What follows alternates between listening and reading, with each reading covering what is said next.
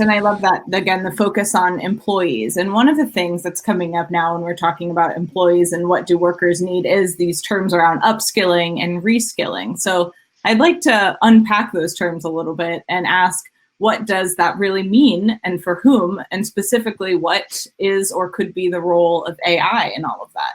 And Sean, I suspect you might have an answer. Sure. So I think in the rapid pace of change that we're experiencing from from all angles. So it's not just with technology, but it's with globalization. It's with changing nature of work and learning overall. I think that everyone will be subject to some form of reskilling, upskilling, and I'll get into the definition in a second.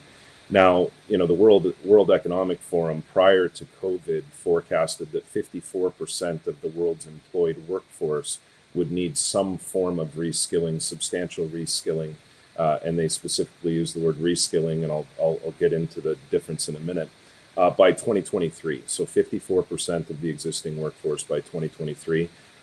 We can all, I think it's easy to understand that number has probably drastically increased.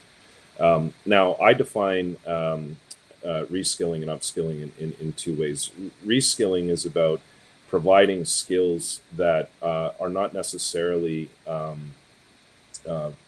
vertical advancements in one's career as a traditional sort of career path. So if I'm going from an assistant manager to a manager to a general manager, that would be upskilling. But if I'm going from a welder, or let's say actually a real live example would be a coal miner, in an industry where you're going to look at a lot of displacement, that coal miner has a lot of skills that can be transitioned across many different occupations.